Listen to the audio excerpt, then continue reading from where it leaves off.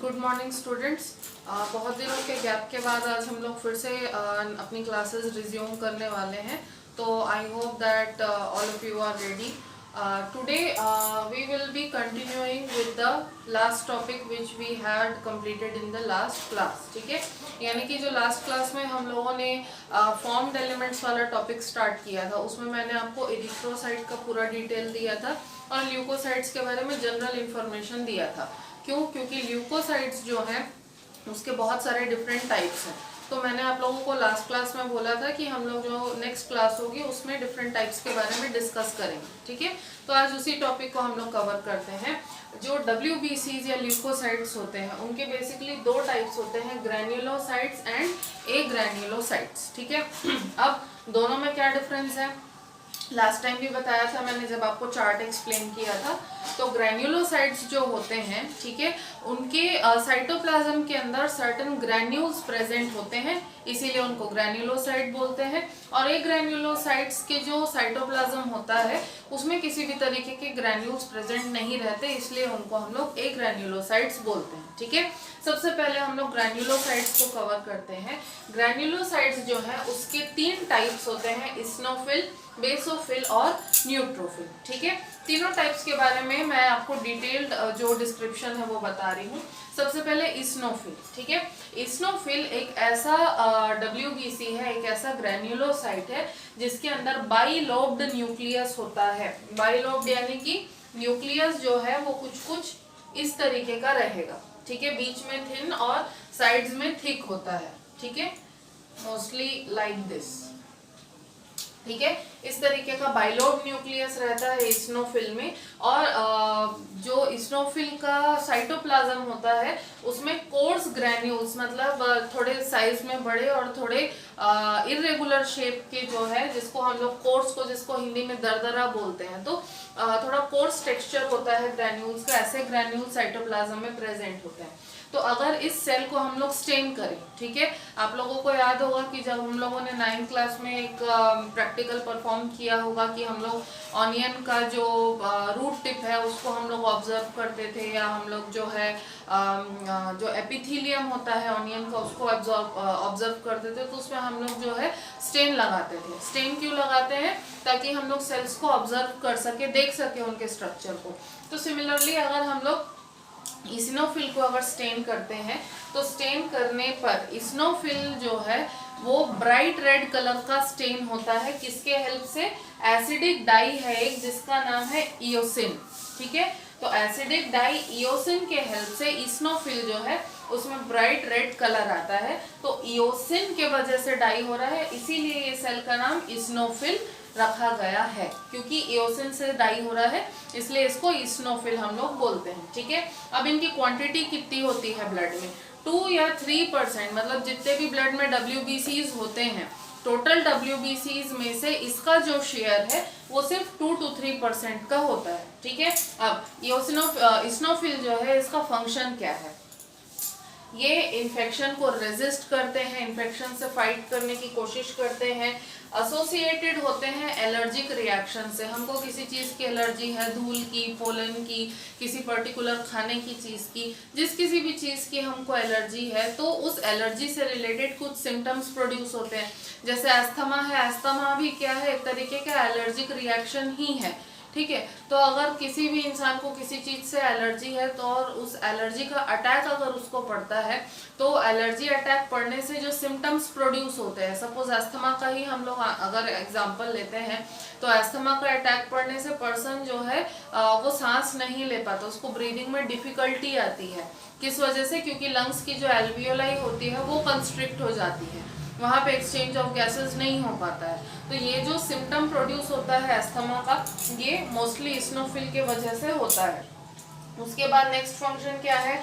Blood clot जो बनते हैं, कभी खून के थक्के चोट वगैरह लगने से अगर जम जाते हैं तो उन खून के थक्कों को, ब्लड के क्लॉट को डिसॉल्व करने में हेल्प करता है। ठीक है, उसके बाद इसके अंदर इस्नोफिल के अंदर लाइसोसोमल एंजाइम्स होते हैं। ये जो लाइसोसोमल एंजाइम्स है ये क्या करते हैं? जैसे मान के चलते हैं अगर बॉडी के अंदर कोई पैरासाइट एंटर कर गया है तो इस्नोफिल क्या करेगा, जाके पैरासाइट की बॉडी के साथ अटैच करेगा।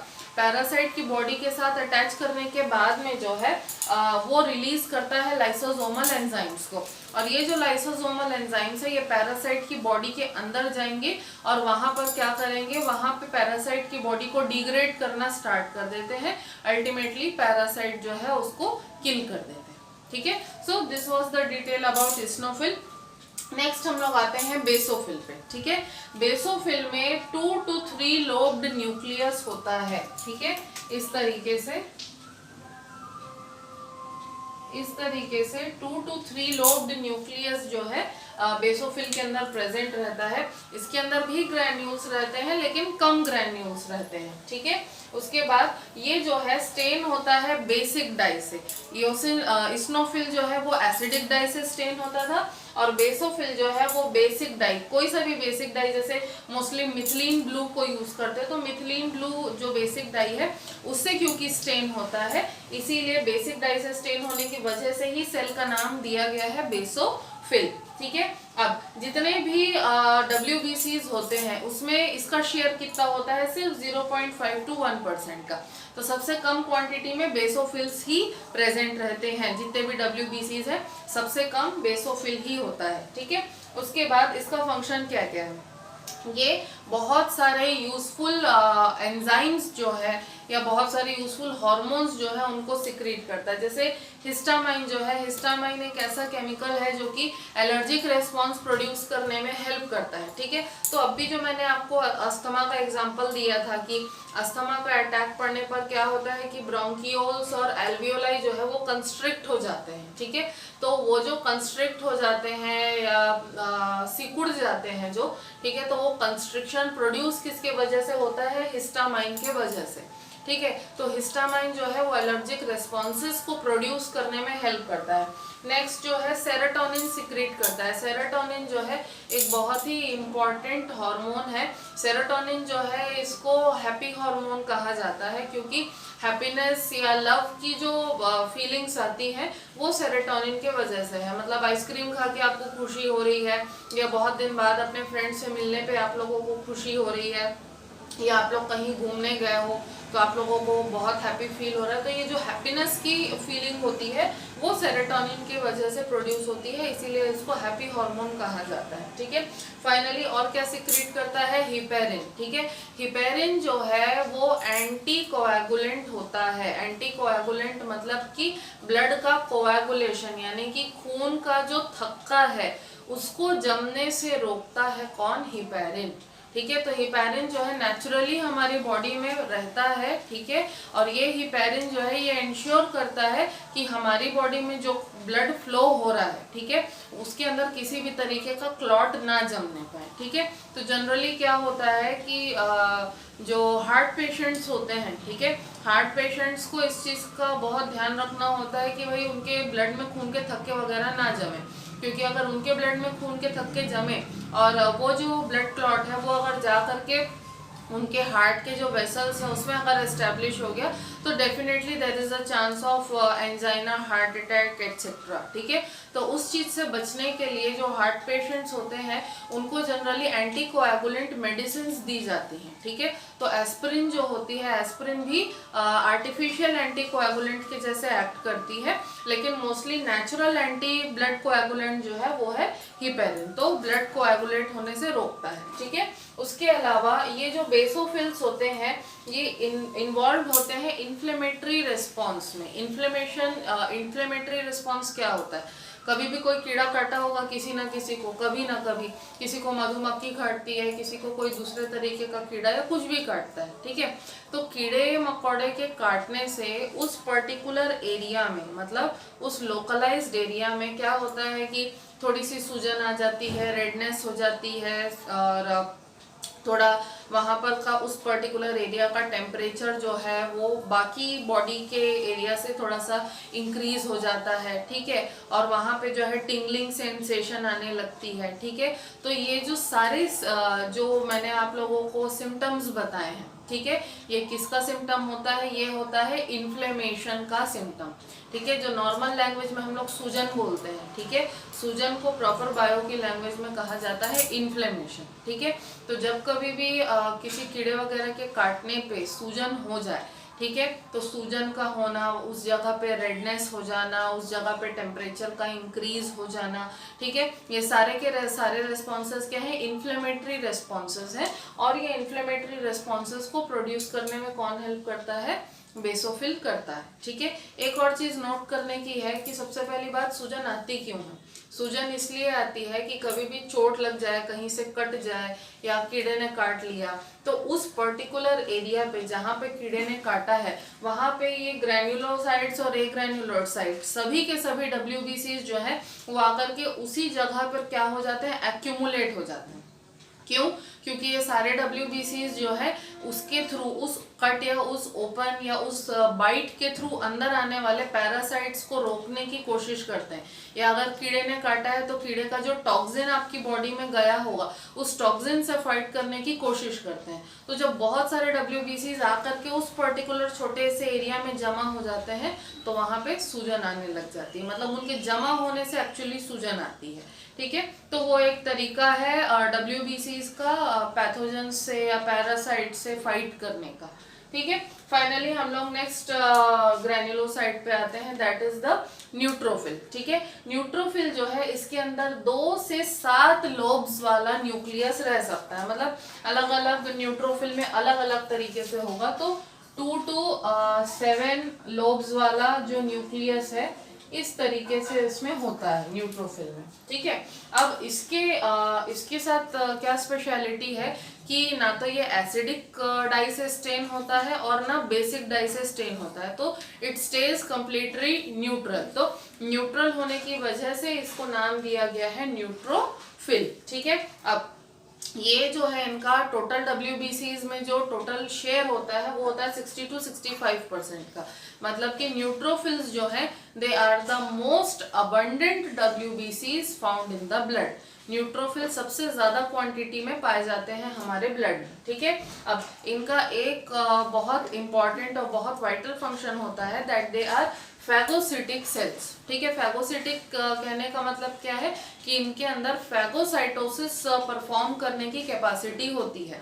तो इनका ये जो नेचर है इसकी वजह से क्या होता है कि अगर कोई पैथोजन या कोई पैरासाइट हमारी बॉडी को एंटर कर गया है तो इमीडिएटली न्यूट्रोफिल्स जो है वो एक्शन में आते हैं और ये खोजते हैं उस पैथोजन को, पैथोजन के पास जाते हैं और फैगोसाइटोसिस के प्रोसेस के हेल्प से उसको एनगल्फ कर लेते हैं, कंज्यूम कर लेते हैं, उसको डाइजेस्ट करते हैं और उसको हमारी बॉडी से बाहर रिमूव करते हैं। तो इनका बहुत ही इंपॉर्टेंट रोल होता है इम्यून सिस्टम में या इम्यूनिटी प्रोवाइड करने में, ठीक है। So this was all about the granulocytes. अब हम लोग आते हैं नेक्स्ट टाइप पे, that is we will be discussing about the agranulocytes, ठीक है। तो एग्रैन्युलोसाइट और ग्रैन्युलोसाइट में बेसिक डिफरेंस बस यही रहेगा कि ग्रैन्युलोसाइट में भाई ग्रैन्यूल्स होते हैं और एग्रैन्युलोसाइट्स में ग्रैन्यूल्स नहीं होते हैं, ठीक है। अब जो एग्रैन्युलोसाइट्स होते हैं वो जनरली 2 टाइप के होते हैं, ठीक है। So we are having 2 types of agranulocytes. Okay, first we are having the lymphocytes. Okay, first we are having the lymphocytes and secondly we are having the monocytes. ठीक है। अब लिम्फोसाइट्स और monocytes 2 तरीके के एग्रैन्युलोसाइट्स हमारे पास प्रेजेंट है, मतलब इनके अंदर ग्रैन्यूल्स नहीं होते, ठीक है। तो अगर अब हम लोग लिम्फोसाइट्स के बारे में बात करें, ठीक है, तो लिम्फोसाइट्स का जो न्यूक्लियस होता है वो राउंडेड न्यूक्लियस होता है, they have a round nucleus,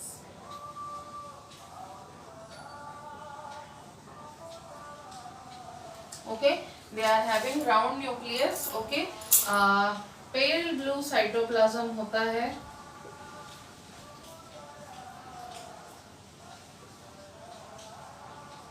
ठीक है। उसके बाद इनका शेयर होता है 20 to 25%। तो टोटल WBCs में 20 to 25% शेयर जो है इनका होता है, ठीक है। अब लिम्फोसाइट्स जो है एक बहुत ही इंपॉर्टेंट क्लास ऑफ WBCs है। किस लिए? क्योंकि they are very much directly involved in providing the immunity to the body, ठीक है। इनके होने या ना होने से हमारी बॉडी की इम्यूनिटी पे बहुत बड़ा फर्क पड़ जाता है। क्यों पड़ता है? एक्चुअली लिम्फोसाइट्स जो होते हैं, ठीक है, ये दो टाइप के होते हैं। एक होता है बी सेल या बी लिम्फोसाइट और दूसरा होता है टी सेल या टी लिम्फोसाइट, ठीक है। अब ये जो लिम्फोसाइट्स हैं दो तरीके के हो गए, क्या? बी सेल और टी सेल, ठीक है। तो ये जो बी सेल्स और टी सेल्स होते हैं ये एक्चुअली इनका रोल होता है इम्यूनिटी प्रोवाइड करने में।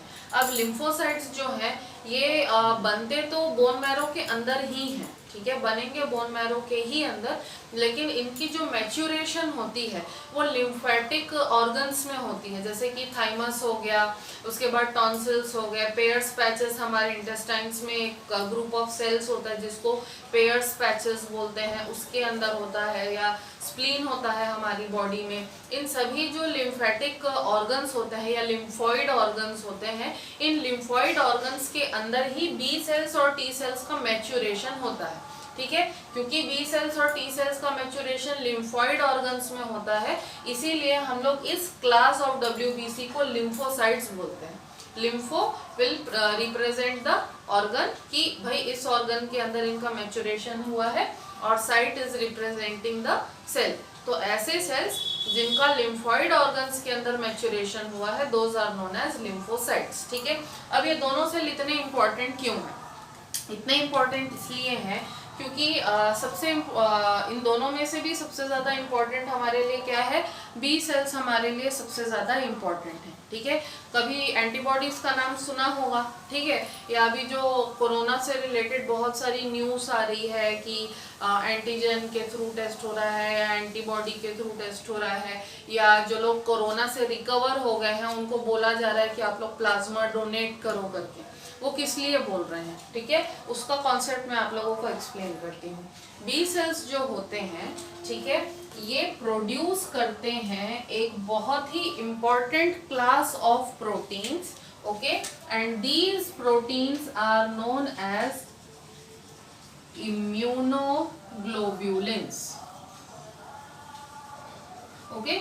जनरली ये जो प्रोटीन है ग्लोब्यूलिन प्रोटीन है, ठीक है। जनरल प्रोटीन क्या है? जनरल प्रोटीन है ग्लोब्यूलिन, ठीक है। मतलब ग्लोब्यूलर यानी कि सर्कुलर स्ट्रक्चर इनका प्रोटीन्स का बेसिकली होता है, ठीक है।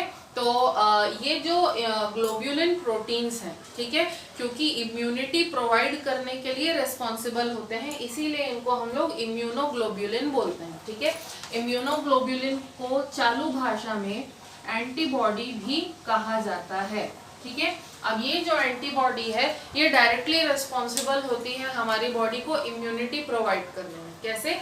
मान के चलते हैं कि कोई पैथोजन हमारी बॉडी को एंटर कर गया है, ठीक है। अब एंटीबॉडीज जो होती हैं वो जनरली इस तरीके के वाई शेप की होती हैं, ठीक है, इस तरीके की वाई शेप की होती है। तो मान के चलते हैं कोई पैथोजन अगर हमारी बॉडी में एंटर कर गया है तो एंटीबॉडी क्या करेगी? एंटीबॉडी जो है इस तरीके से जा करके पैथोजन के साथ बाइंड करती है और उस पैथोजन को मारने का काम करती है, ठीक है। तो इस तरीके से एंटीबॉडीज ये इंश्योर करती हैं कि हमारी बॉडी के अंदर कोई भी पैथोजन जो है वो ज़्यादा समय तक सर्वाइव ना कर सके, ठीक है। इसीलिए बी सेल्स हमारे लिए इतने ज़्यादा इंपॉर्टेंट हो जाते हैं, ठीक है। उसके बाद टी सेल्स किस तरीके से इंपॉर्टेंट है? टी सेल्स जो है उनके दो वेराइटीज होते हैं, ठीक है। एक होता है हेल्पर वेराइटी और एक होता है किलर वेराइटी, ठीक है। दो वेराइटीज होती हैं टी सेल की, टी हेल्पर सेल्स होते हैं और टी किलर सेल्स होते हैं, ठीक है।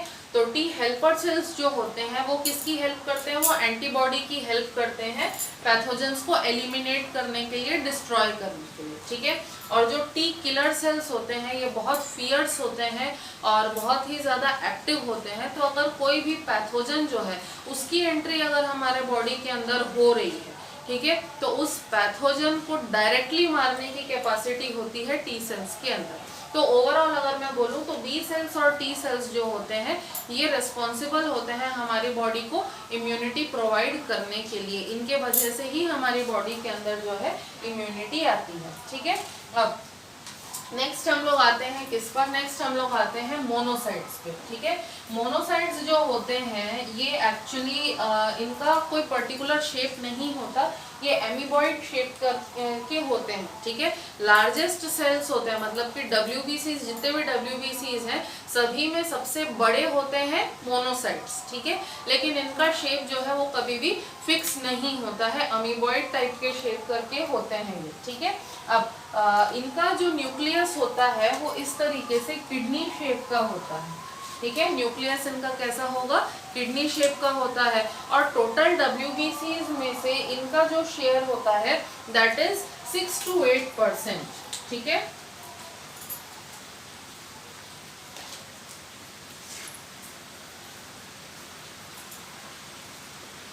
किडनी शेप न्यूक्लियस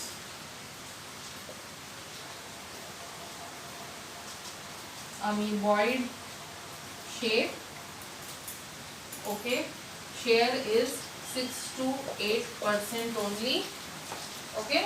and ये जनरली क्या होते हैं, मोटाइल होते हैं, मतलब एक जगह से दूसरे जगह इजीली मूव करते हैं। और क्योंकि इनका शेप एमीबॉइड होता है, एवर चेंजिंग शेप होता है, तो ये जो मोनोसाइट्स होते हैं इनके अंदर कैपेबिलिटी होती है कि ये टिश्यूज के अंदर यानी कि सेल्स के बीच में भी जा सकते हैं, ठीक है। और फैगोसिटिक नेचर के होते हैं, तो अगर एक्सटेंसिव किसी तरीके का इन्फेक्शन हो गया है, टिश्यू के अंदर में इन्फेक्शन हो गया है किसी पैथोजन का, तो मोनोसाइट्स जो हैं ये क्या करते हैं, ये ब्लड में से माइग्रेट करते हैं, ब्लड में से माइग्रेट करके टिश्यू में एंटर करते हैं। जैसे ही ये टिश्यू में एंटर करते हैं तो टिश्यू में एंटर करने के बाद ये डिफ्रेंशिएट हो जाते हैं, मॉडिफाई हो जाते हैं, और मॉडिफाई होने के बाद में ये बन जाते हैं मैक्रोफेजेस, ठीक है। डिफ्रेंशिएट हो जाएंगे, डिफ्रेंशिएट कहाँ पर होंगे, टिश्यू के अंदर, और डिफ्रेंशिएट होकर के क्या बन जाते हैं, मैक्रोफेजेस बन जाते हैं। और ये जो मैक्रोफेजेस होते हैं they are exclusively phagocytic in nature, तो they will enter within the tissues, and if they find any sort of pathogen within the tissue, so immediately what will they start, they will start the process of phagocytosis, and by starting the process of phagocytosis one by one they will be removing the pathogen out of the tissue, मतलब tissue में से जितने भी pathogens हैं उसको phagocytosis से destroy करेंगे और उनका रिमूवल जो है वो करेंगे। तो ओवरऑल इस तरीके से ये जो है इम्यूनिटी प्रोवाइड करने में हेल्प करते हैं, ठीक है। अब जितने भी ल्यूकोसाइट्स होते हैं, जनरल मैं बोल रही हूँ, जितने भी डब्ल्यूबीसीज हैं जनरली सबके लाइफ स्पैन के बारे में अगर मैं बात करूँ तो ज़्यादा समय के लिए सर्वाइव नहीं करते हैं। जो मैंने बी सेल्स का बताया था कि जो एंटीबॉडीज़ होती हैं, ठीक है, एंटीबॉडीज़ जो हैं वो लंबे समय के लिए सर्वाइव करती हैं, कुछ घंटे, कुछ दिन या कई सालों तक, कई महीनों तक भी जो है एंटीबॉडीज सर्वाइव कर जाती है, डिपेंडिंग कि उस पर्सन के बॉडी की रिक्वायरमेंट क्या है। अगर उसके पर्सन की बॉडी में कोई डिजीज हो गया है, जैसे कैंसर वगैरह होता है, ठीक है, तो ऐसे केसेस में जो है एंटीबॉडी ज़्यादा लंबे समय के लिए जो है सर्वाइव करती है। लेकिन अगर ऐसा कोई डिजीज है जैसे कि सर्दी खांसी वगैरह है जो शॉर्ट लिव्ड है, तो उसके अगेंस्ट भी एंटीबॉडी प्रोड्यूस होती है हमारी बॉडी में, लेकिन वो ज़्यादा समय के लिए सर्वाइव नहीं करती है। तो डिपेंडिंग कि पर्सन की बॉडी का या हेल्थ का कंडीशन कैसा है, उस हिसाब से एंटीबॉडी का जो सर्वाइवल का ड्यूरेशन है वो कम या ज़्यादा हो सकता है, ठीक है। और अगर हम लोग बाकी सेल्स के बारे में बात करें, जैसे ग्रैन्युलोसाइट है, तो ग्रैन्युलोसाइट बोन मैरो के अंदर 4 से 8 घंटे तक एक्टिव रहता है, और बोन मैरो से बाहर निकलने के बाद में उसको 4 या 5 दिन की लाइफ मिलती है। तो जितने भी ग्रैन्युलोसाइट्स हैं बोन मैरो के अंदर 4 से 8 घंटे रहते हैं, और बोन मैरो के बाहर 4 से 5 दिन के लिए वो लोग सर्वाइव करते हैं, ठीक है। So this was about the life span of the WBCs and all the information regarding the WBCs। तो आज हम लोग इस टॉपिक पे कंक्लूड करते हैं। नेक्स्ट जो हमारी क्लास होगी उसमें हम लोग प्लेटलेट्स के बारे में, ब्लड का फॉर्मेशन किस प्रोसेस से होता है यानी कि हेमाटोपोइसिस के बारे में, और ब्लड ग्रुप्स के बारे में हम लोग डिस्कस करेंगे। अगर इस टॉपिक में आप लोगों को कहीं भी डाउट आता है तो आप लोग डेफिनेटली अपने डाउट्स मुझसे पूछ लीजिएगा। Thank you.